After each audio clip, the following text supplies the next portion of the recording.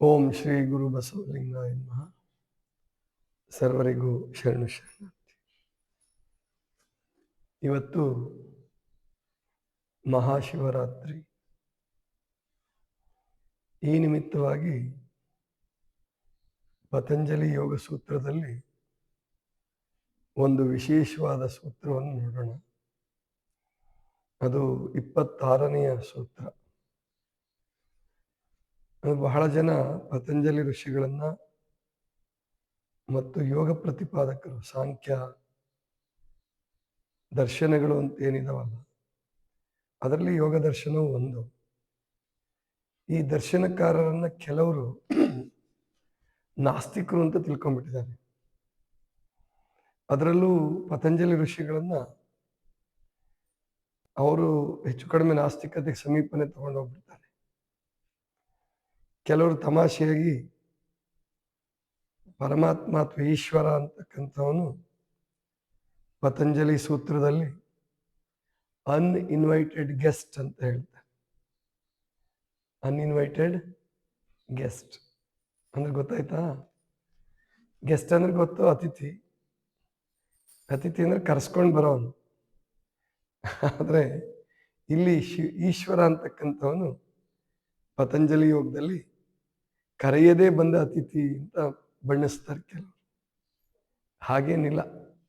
ಯಾಕಂದ್ರೆ ಅವ್ರಿಗೆ ಪತಂಜಲಿ ಋಷಿಗಳ ಇಚ್ಛೆ ಮತ್ತು ಯೋಗ ಸಾಧಕರ ಇಚ್ಛೆ, ಬೇರೆ ಯೋಗಿಗಳು ಕೂಡ ಈ ದೇವತೆಗಳ ಗದ್ದಲ ಏನು ಉಂಟಾಗಿತ್ತು ಭಾರತ ದೇಶದಲ್ಲಿ, ವಿಪರೀತ ದೇವತೆಗಳು, ಆ ದೇವತೆಗಳ ಹೆಸರಿನಲ್ಲಿ ಯಾಗಯಜ್ಞಗಳು, ಬಲಿಗಳು ಮತ್ತು ಮೂಢನಂಬಿಕೆಗಳು, ಇದೆಲ್ಲವೂ ಇವರಿಗೆ ಗೊತ್ತಿತ್ತು.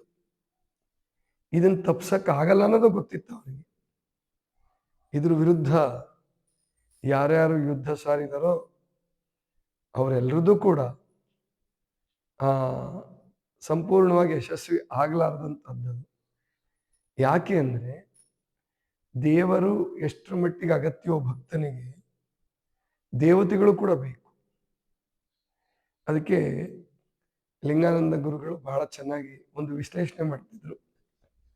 ಏನಂದ್ರೆ, ಈ ದೇವತಾ ಪೂಜೆ ಅನ್ನುವಂಥದ್ದೇನಿದೆ ಅದು ಅಂಗನವಾಡಿ ಇದ್ದಂಗೆ. ಆಧ್ಯಾತ್ಮ ಕ್ಷೇತ್ರದಲ್ಲಿ ಅಂಗನವಾಡಿ ಇದ್ದ ಹಾಗೆ. ಭೂತ ಪೂಜೆ ಅಂತಂದ್ರೆ ಪ್ರೈಮರಿ ಸ್ಕೂಲ್ ಇದ್ದಂಗೆ. ಪ್ರಾಣಿ ಪೂಜೆ ಅಂತಂದ್ರೆ ಹೈಯರ್ ಪ್ರೈಮರಿ, ಮಿಡ್ಲ್ ಸ್ಕೂಲ್ ಅಂತಾರೆ ಆ ಕಡೆ ಎಲ್ಲ. ಪಿತೃಪೂಜೆ ಅಂತಂದ್ರೆ ಹೈಸ್ಕೂಲ್ ಇದ್ದಂಗೆ. ಆಮೇಲೆ ಗುರುಪೂಜೆ ಅಂದ್ರೆ ಕಾಲೇಜ್ PUC ಇದ್ದ ಹಾಗೆ ಅಥವಾ ಡಿಗ್ರಿ ಇದ್ದ ಹಾಗೆ. ಈ ದೇವರ ಪೂಜೆ ಕಡೆ ಬರೋದು MA PG ಕೋರ್ಸ್ ಇದ್ದ ಹಾಗೆ ಅಂತ ಹೇಳೋ.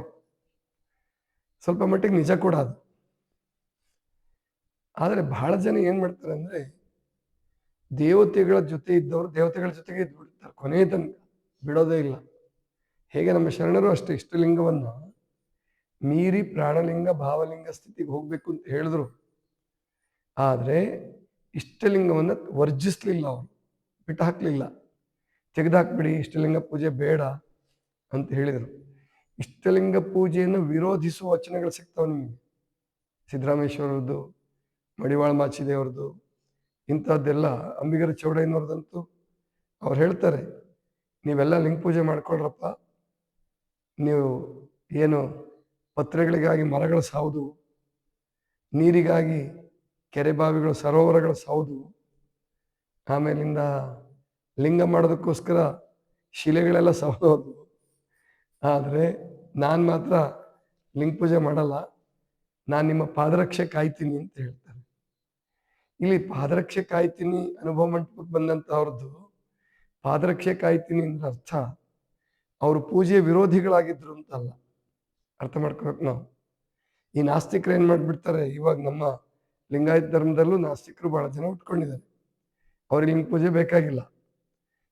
ಅಂಥವ್ರು ಇಂಥ ವಚನಗಳನ್ನು ಬಳಸ್ಕೊಂಡ್ಬಿಟ್ಟು ಲಿಂಗ ಪೂಜೆ ಬೇಡ, ಏನು ಬೇಡ, ಬರೀ ಭಾಷಣ ಮಾಡ್ಕೊಂತ ಸಂಘಟನೆ ಮಾಡ್ಬಿಡ್ತೀವಿ ಅಂತಾರೆ. ಸಂಘಟನೆ ಆಗಲ್ಲ ಅವ. ಲಿಂಗ ಪೂಜೆ ಸಾಧನೆ, ಅನುಭವಗೋಷ್ಠಿ, ಸತ್ಸಂಗ ಬಿಟ್ಟು ನೀವು ಕೇವಲ ಬಹಿರಂಗದ ಸಂಘಟನೆ ಮಾಡ್ತೀನಿ ಅಂತ ಹೋದ್ರೆ ಅದು ಬಹಳ ದಿವಸ ಬದುಕಲ್ಲ. ಆ ಸಂಘಟನೆ ಬಹಳ ದಿವಸ ಬದುಕಲ್ಲ. ಅಂಬಿಗರ ಚೌಡಯ್ಯನವರಾಗಲಿ, ಮಡಿವಾಳ ಮಾಚಿದೇವರಾಗಲಿ, ಸಿದ್ದರಾಮೇಶ್ವರರಾಗಲಿ ಯಾರೂ ಇಷ್ಟಲಿಂಗವನ್ನು ಬಿಟ್ಟಿಲ್ಲ. ಇಷ್ಟಲಿಂಗದ ಹರಿಗಳೇ ಆಗಿದ್ರು ಅವರೆಲ್ಲ. ಆದರೆ ಕೇವಲ ಬಹಿರಂಗದ ಪೂಜೆಯನ್ನು ಅವರು ವಿರೋಧಿಸ್ತಾರಷ್ಟೇ. ಅಂತರಂಗದಲ್ಲಿ ಸದ್ಗುಣಗಳನ್ನು ಅಳವಡಿಸ್ಕೊಳ್ಳಾರ್ದೇನೆ, ಅಂತರಂಗದಲ್ಲಿ ಪ್ರೀತಿ, ಭಕ್ತಿ, ದೈವಿ ಪ್ರೇಮ ಅಳವಡಲಾರ್ದೇನೆ ನೀವು ಎಷ್ಟು ಹೊರಗಡೆ ಪೂಜೆ ಮಾಡಿದರೂ ಕೂಡ, ಇಷ್ಟಲಿಂಗ ಪೂಜೆ ಮಾಡಿದರೂ ಅದು ದೇವತಾ ಪೂಜೆ ಲೆಕ್ಕಕ್ಕೆ ಹೋಗ್ಬಿಡುತ್ತೆ ಅನ್ನೋ ಅರ್ಥದಲ್ಲಿ ಪ್ರಭುದೇವರು ಕೂಡ ಹೇಳ್ತಾರೆ, ಬಸವಣ್ಣವರು ಕೂಡ ಹೇಳ್ತಾರೆ. ಇಲ್ಲಿ ಪತಂಜಲಿ ಋಷಿಗಳು 26ನೆಯ ಸೂತ್ರದಲ್ಲಿ ದೇವರನ್ನು ವರ್ಣಿಸ್ತಾರೆ. ಅಂದರೆ ಈಶ್ವರ ಹೇಗಿದ್ದಾನೆ ಅಂಥೇಳಿ ಅವರು ವರ್ಣಿಸ್ತಾರೆ. ಅದನ್ನು ನೋಡಿಬಿಟ್ರೆ ಶರಣರ ಮಹಾಲಿಂಗದ ಪರಿಕಲ್ಪನೆ ಏನಿದೆಯೋ ಅದೇ ಹೋಲಿಕೆ ಬರ್ತದ. ಹೇಳ್ತಾರೆ ಅವರು, ಹೇಗಿದೆ ಅಂತ ಈಶ್ವರ ಯಾರಪ್ಪ ಅಂತಂದರೆ ಪೂರ್ವೇಶಾಂ ಅಪಗುರುಹು ಛೇದಾತ್. ಅಂದರೆ ಅವನು ಪೂರ್ವಜನು ಅಂತ ಬಳಸಲ್ಲ. ಅಂದರೆ ಹುಟ್ಟೋದು ಅಂತ ಲೆಕ್ಕಕ್ಕೆ ಬಂದ್ಬಿಡುತ್ತೆ. ಪೂರ್ವಜರು ಅಂದರೆ ನಮ್ಮ ಹಿರಿಯರು, ಹುಟ್ಟಿದವರು. ಆದರೆ ಪರಮಾತ್ಮ ಕೇವಲ ಪೂರ್ವ ಅಷ್ಟೇ, ಅವನು ಹುಟ್ಟಿಲ್ಲ. ಅದಕ್ಕೆ ಅವನಿಗೆ ಇನ್ನೊಂದು ಹೆಸರು ಕೊಡ್ತಾರೆ ಬಸವಣ್ಣವರು, ಅಯೋನಿ ಸಂಭವನಯ್ಯ ನಮ್ಮ ಕೂಡಲ ಸಂಗಮ ದೇವರು. ಅಯೋನಿ ಸಂಭವ ಅಂದರೆ ಅವನು ಹುಟ್ಟಿದಾನೆ, ನಿಮ್ಮ ಹಾಗೆ ಯೋನಿಜನಾಗಿ ಹುಟ್ಟಬೇಕಾಗಿಲ್ಲ. ಅವನು ಈ ಜಗತ್ತು ಹುಟ್ಟಿದಾಗಲೇ ಈ ಜಗತ್ತಿನೊಳಗಡೆ, ಜಗತ್ತಿನ ಹೊರಗಡೆ ಸರ್ವಾಂತರ್ಯಾಮಿಯಾಗಿ ಆ ಪರಮಾತ್ಮ ಇದ್ದಾನೆ. ಆದ್ದರಿಂದ ಅವನು ಈ ಸೃಷ್ಟಿಗೆ ಪೂರ್ವ. ಈಶಾಂ ಅಂದರೆ ಪರಮಾತ್ಮನು, ಅಪಗುರುಹು ಅವನಿಗೆ ಗುರು ಇಲ್ಲ. ಇದು ನೋಡಿ, ಅಂದರೆ ಈ ಜಗತ್ತಿನಲ್ಲಿ ಎಲ್ಲರಿಗೂ ಗುರುಗಳಿರ್ತಾರೆ. ಪ್ರವಾದಿಗಳಿಗೆ ಮೂಲ ಗುರು, ವ್ಯಕ್ತಿ ಗುರು ಇಲ್ಲದೆ ಹೋದ್ರು ಕೂಡ, ಬಸವಣ್ಣವ್ರಿಗೆ ಅಥವಾ ಇನ್ನು ಕೆಲವರಿಗೆ ವ್ಯಕ್ತಿ ಗುರು ಇಲ್ಲದೆ ಇದ್ರು ಶಿಕ್ಷಾ ಗುರುಗಳು, ದೀಕ್ಷಾ ಗುರುಗಳು ಇಲ್ಲದಿದ್ರು ಶಿಕ್ಷಾ ಗುರುಗಳು ಇರ್ತಾರೆ. ವಿದ್ಯೆ ಕಲಿಬೇಕಾದ್ರೆ ಅವರು ಬುದ್ಧ ಆಗಲಿ, ಬಸವಣ್ಣ ಆಗಲಿ, ಮಹಾವೀರ ಆಗಲಿ ಅವರು ಶಿಕ್ಷಕರುಗಳನ್ನು ಅವಲಂಬಿಸಲೇಬೇಕಾಗತ್ತೆ. ಆದರೆ ಪರಮಾತ್ಮನಿಗೆ ಗುರು ಇಲ್ಲ. ಅವನು ಸರ್ವರ ಗುರು, ಎಲ್ಲರಿಗೂ ಗುರು. ಮತ್ತೆ ಯಾವುದೋ ಒಂದು ಧರ್ಮದ ಗುರು ಅಲ್ಲ ಅವನು. ಪರಮಾತ್ಮ ಎಲ್ಲ ಧರ್ಮಗಳ ಮೂಲ ಪುರುಷ. ಅದಕ್ಕೆ ಪೂರ್ವ. ಅವನ ನಾಸ್ತಿಕರಿಗೂ ಅವನೇ ಮೂಲ, ಆಸ್ತಿಕರಿಗೂ ಅವನೇ ಮೂಲ.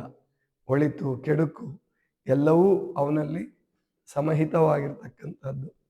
ಅದಕ್ಕೆ ಅಪಗುರುಹು, ಅವನಿಗೆ ಗುರು ಇಲ್ಲ.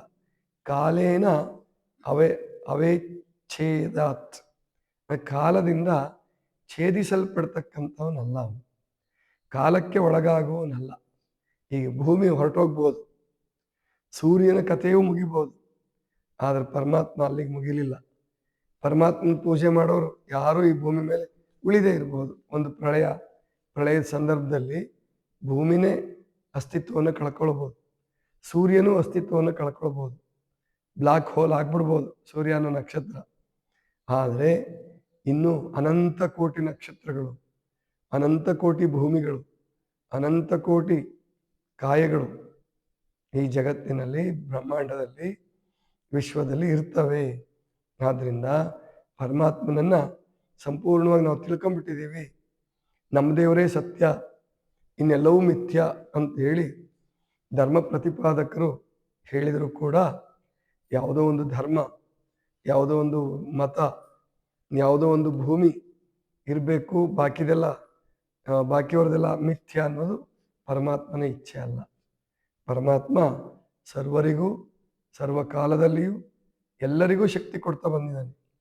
ಅನೇಕ ಮತಗಳು, ಧರ್ಮಗಳು ಉದಿಸಿದವೆ, ಅಳೆದು ಹೋಗಿದ್ದಾವೆ. ಈ ಜಗತ್ತಿನಲ್ಲಿ ಯಾವ ಧರ್ಮವೂ ಶಾಶ್ವತವಲ್ಲ. ಧರ್ಮ ಅಂದರೆ ಒಂದೇ, ಅದು ಸೃಷ್ಟಿ, ಸ್ಥಿತಿ, ಲಯ ಮತ್ತು ಹುಟ್ಟುಗುಣಗಳು ಇವೇನಿದಾವಲ್ಲ, ಇವು ಶಾಶ್ವತವಾದ ಧರ್ಮ. ಎಲ್ಲರಿಗೂ ಒಂದೇ ಅನ್ವಯ ಆಗ್ತಕ್ಕಂಥ ಧರ್ಮ ಇದು. ಈಗ ವಿಶ್ವಧರ್ಮ ಅಂದರೆ ನಮ್ಮದು ವಿಶ್ವಧರ್ಮ ನಮ್ಮದು ವಿಶ್ವಧರ್ಮ ಅಂತ ಎಲ್ಲರೂ ಹೇಳ್ತಾರೆ. ಆದರೆ ನಿಜವಾದ ವಿಶ್ವಧರ್ಮ ಯಾವುದು ಗೊತ್ತಾ? ಹಸಿವು ನಿಜವಾದ ವಿಶ್ವಧರ್ಮ. ತೃಷೆ, ಹಸಿವು, ತೃಷೆ, ನಿದ್ರೆ ಅದೆಲ್ರಿಗೂ ಸಮಾನವಾಗಿದೆ ನೋಡಿ. ಆಮೇಲೆ ಏನು ಜನ್ಮ, ಧಾರಣ, ಮೃತ್ಯು ಇವೆಲ್ಲವೂ ಕೂಡ ಎಲ್ಲರಿಗೂ ಸಮಾನವಾಗಿದೆ. ಇವು ವಿಶ್ವಧರ್ಮ. ಕಡೆಗೆ ಪರಮಾತ್ಮನ ಸಾಕ್ಷಾತ್ಕಾರ ಆದಾಗ, ಮಹಾಲಿಂಗದ ಸಾಕ್ಷಾತ್ಕಾರ ಆದಾಗ, ನಿರಾಕಾರ ನಿರ್ಗುಣ ಸಚ್ಚಿದಾನಂದ ನಿತ್ಯ ಪರಿಪೂರ್ಣ ಅಂತ ಪರಮಾತ್ಮನನ್ನು ಅವನು ಅರಿತಾಗ, ಅನುಭವಿಸಿದಾಗ ಅವನು ವಿಶ್ವಕುಟುಂಬಿ ಆಗ್ತಾನೆ, ವಿಶ್ವಧರ್ಮಿ ಆಗ್ತಾನೆ. ಅದು ಮಾತ್ರ ಸತ್ಯ. ಬಾಕಿದೆಲ್ಲ ಸುಮ್ಮನೆ ಭಾಷಣ ಕೇಳ್ಬೋದು. ನಮ್ಮದು ನಾವೆಲ್ಲರನ್ನೂ ಪ್ರೀತಿಸ್ತೀವಿ, ವಸುದೈವ ಕುಟುಂಬಕಂ ವಸುದೈವ ಕುಟುಂಬಕಂ ಅಂತ ನಾವು ಹೇಳ್ಬೋದು. ಆದರೆ ಮೋದಿ ಕೂಡ ವಸುದೈವ ಕುಟುಂಬಕಂ ಅಂತ ಹೇಳ್ಬೋದು. ಆದರೆ ಪಾಕಿಸ್ತಾನದವ್ರನ್ನ ಪ್ರೀತಿಸೋಕ್ಕಾಗಲ್ಲ, ಗೊತ್ತಾಯ್ತಲ್ವ? ಆಮೇಲೆ ಇನ್ಯಾರೋ ನಾವು ವಿಶ್ವಕ್ಕೆ ಒಳ್ಳೇದು ಮಾಡ್ತೀವಿ ಅಂತ ಹೇಳಿ ಯುದ್ಧ ಮಾಡ್ಬೋದು. ಟ್ರಂಪ್ ಆಗಲಿ ಮತ್ತೊಬ್ಬ ಆಗಲಿ, ನಾವು ವಿಶ್ವದಲ್ಲಿ ಶಾಂತಿ ನೆಲೆಸೋಕ್ಕೋಸ್ಕರ ಯುದ್ಧ ಮಾಡ್ತೀವಿ ಅಂತ ಹೇಳ್ಬೋದು. ಅದರಿಂದ ಶಾಂತಿಯನ್ನು ನೆಲೆಸಲ್ಲ. ಆದರೆ ಈ ಜಗತ್ತಿನಲ್ಲಿ ಯಾರಪ್ಪ ಶಾಂತಿ ನೆಲೆಸುವವರು, ಯಾರು ಅವ್ರ ಕಾಲದಲ್ಲಿ ಅವರವರು ಪರಮಾತ್ಮನ ಅರಿವನ್ನು ತಂದುಕೊಡೋರು, ಆ ಸಮಾಧಿ ಸ್ಥಿತಿಯ ಆನಂದವನ್ನು ಕೊಡ್ತಕ್ಕಂಥವ್ರು ಯಾರು ಅಂದರೆ, ಅದನ್ನು ಯಾರು ಅರ್ತಿರ್ತಾರೋ ಅವರೇ ಪತಂಜಲಿಗಳು, ಮಹಾವೀರ, ಬುದ್ಧ, ಬಸವಣ್ಣನಂಥವ್ರು, ಅಲ್ಲಮಪ್ರಭುಗಳಂಥವರು, ಜ್ಞಾನೇಶ್ವರರಂಥವರು, ಇನ್ನೂ ಅನೇಕ ಜನ ಈ ಜಗತ್ತಿನ ನಮಗೆ ಗೊತ್ತಿಲ್ಲದವರು ಇರ್ಬೋದು. ಒಬ್ಬ ತತ್ವಜ್ಞಾನಿ ಹೇಳ್ತಾನೆ, ಈ ಜಗತ್ತಿನಲ್ಲಿ 300 ಧರ್ಮಗಳಾಗಿದಾವಂತೆ ಇದುವರೆಗೆ. ಭೂಮಿ ಮೇಲೇ 300 ಧರ್ಮಗಳು ಹುಟ್ಟಿ ಅಳೆದು ಹೋಗಿದ್ದಾವೆ. ನಮಗೆ ಗೊತ್ತಿಲ್ಲ. ಬರೀ ನಾವು ಅಷ್ಟೇ ಇತಿಹಾಸ ಅಲ್ಲ, ನಮ್ಮನ್ನು ಮೀರಿದ್ದು ಇತಿಹಾಸ ಇದೆ. ಅದನ್ನು ನಾವೆಲ್ಲ ಅರ್ಥ ಮಾಡ್ಕೊಳ್ಳೋಣ ಅಂತ ಹೇಳ್ತಾ, ಇನ್ನು ನಮ್ಮ ಶರಣರು ನಿತ್ಯ ಶಿವರಾತ್ರಿಯನ್ನು ಆಚರಿಸಬೇಕು ಅಂತ ಹೇಳ್ತಾರೆ. ನಿತ್ಯ ಶಿವರಾತ್ರಿ ಆಚರಿಸುವ ಸಾಮರ್ಥ್ಯ ನಮಗಿಲ್ಲ. ಕಡೆಗೆ ಇವತ್ತು ಎಲ್ಲರ ಜೊತೆ ಸೇರಿಕೊಂಡು ನಾವು ಶಿವರಾತ್ರಿಯನ್ನು ಆಚರಿಸೋಣ. 4:15 ಗಂಟೆಗೆ ಸಾಮೂಹಿಕ ಇಷ್ಟಲಿಂಗ ಪೂಜೆ ಇರುತ್ತೆ. ಎಲ್ಲರೂ ಇಲ್ಲೇ ಬನ್ನಿ. ಲಿಂಗ ಇದ್ದವರು ಲಿಂಗ ಪೂಜೆ ಮಾಡ್ಕೊಳ್ಳೋಣ.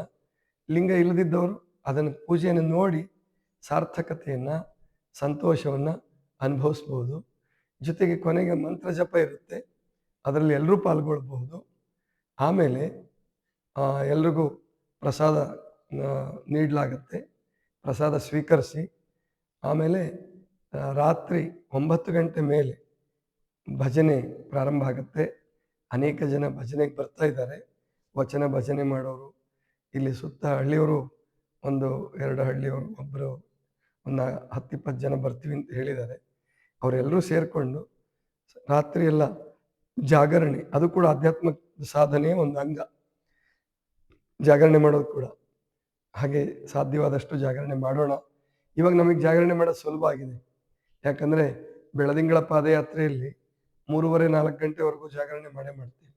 4:15-5 ಗಂಟೆ ತನಕನೂ ನಿದ್ದೆ ಬರಲ್ಲ ಅವಾಗ. ಅಲ್ಲಿ ತನಕ ನಾವೆಲ್ಲ ಜಾಗರಣೆ ಮಾಡೋಣ, ಭಜನೆಯಲ್ಲಿ ಪಾಲ್ಗೊಳ್ಳೋಣ, ಜಪ ಮಾಡೋಣ. ಒಟ್ಟಾರೆ ಆಧ್ಯಾತ್ಮಿಕ ಆನಂದವನ್ನು ಅನುಭವಿಸೋಣ.